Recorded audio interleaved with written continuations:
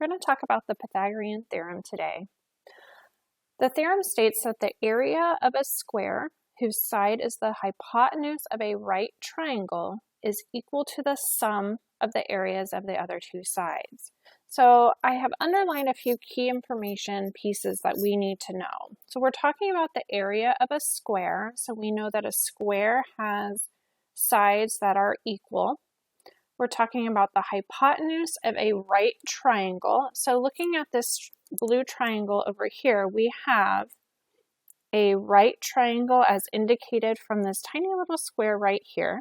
The hypotenuse would be the side opposite of that. So this diagonal is going to be the hypotenuse. And then we're also adding, because we have the sum of the areas of the other two sides. So the other two sides would be my base legs of my triangle that make the 90-degree angle.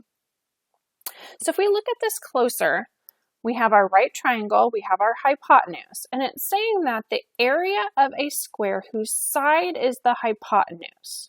So if this is the side of the hypotenuse, the area of the square they're talking about is this purple square that's kind of tilted on its side.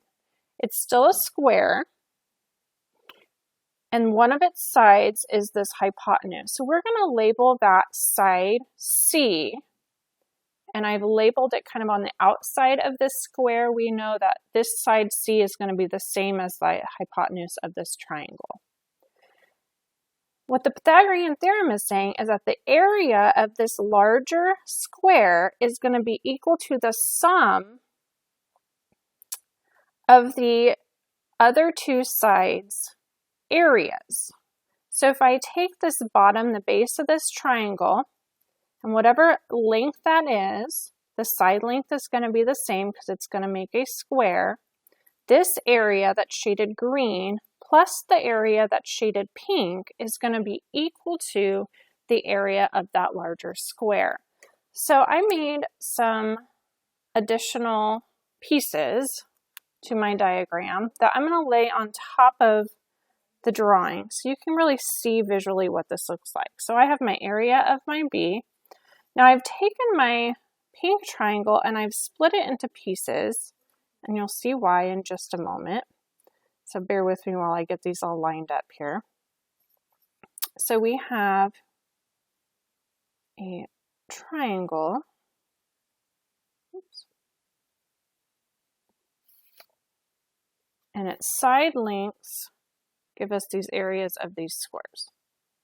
Okay, so here's my side A and side B. Now this theorem is saying that if I take these two areas, it should equal this larger one. So if I move my pieces over here, and let's just fill in the larger square and see if this is true. And notice, because I broke up my smaller square into different sections, I was able to configure that.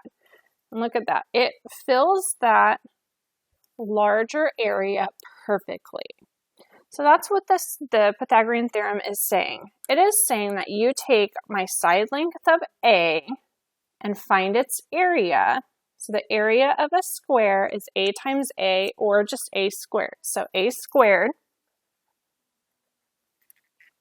And if we add that to the area of this bottom side, we said its side length was B, so that means this side length has to be B. So B times B, or B squared. And we are adding those together. It's going to be equal to this larger purple square here, if I move these out of the way. That purple square. So C times C, which is C squared. So that's where we get our equation A squared plus B squared equals C squared.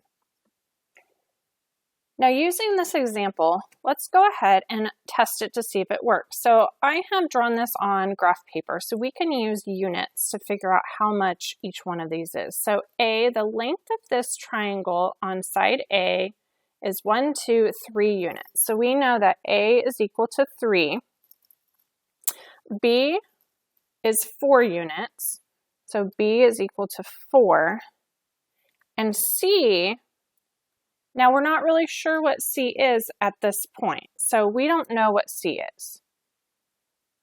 Okay, so we're going to solve for that length, and then we'll see if this is really true or not. So let's go ahead and substitute it in. So A squared would be 3 squared. We're going to add that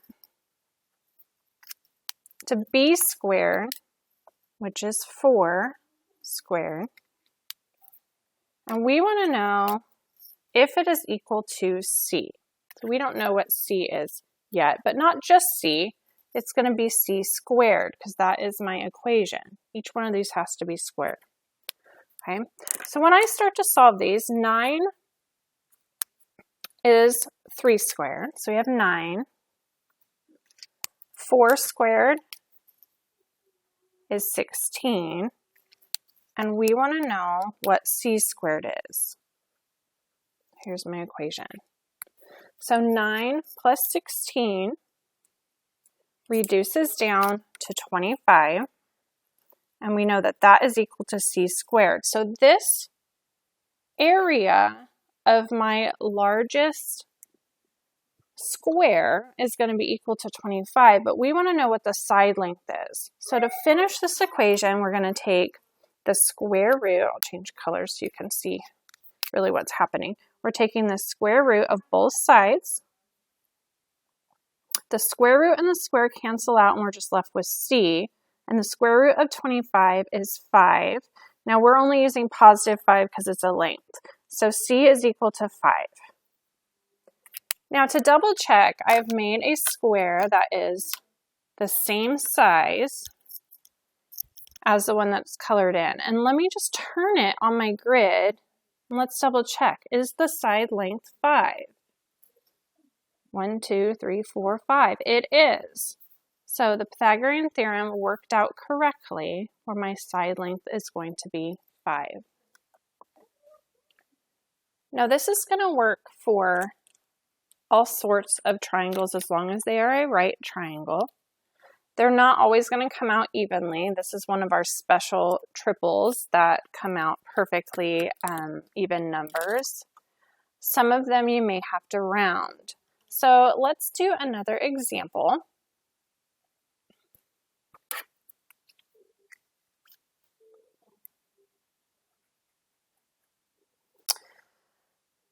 So let's say that A is equal to 1 meter and B is equal to 3 meters. And we want to know what C is, and this is a right triangle. So I'm going to draw a little triangle off to the side so I can really determine what we are solving for. So we know that A is 1, B is 3, and we do not know what C is. C is always going to be the hypotenuse, the length that's across from your 90-degree angle. So using our equation, A squared plus B squared equals C squared, we're going to substitute in what we know into the equation and start solving it. So we know that A is 1 meter. So A is 1 squared plus B is 3. So 3 squared is going to be equal to C squared. 1 squared is 1 plus 3 squared is 9 equals C squared. 1 plus 9 is 10 equals C squared. Now to solve for C, we have to undo the square by taking the square root on both sides.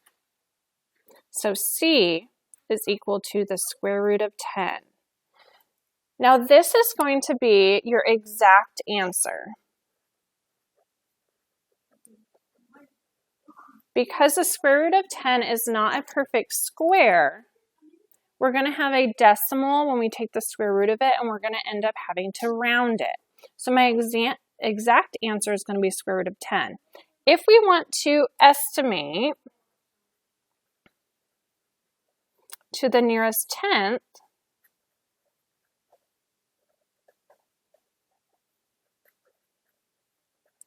then we can put 10 into our calculator and take the square root of it. So you may use a calculator when you are rounding. Again, on your phone, you're going to want the expanded calculator when you turn it to its side.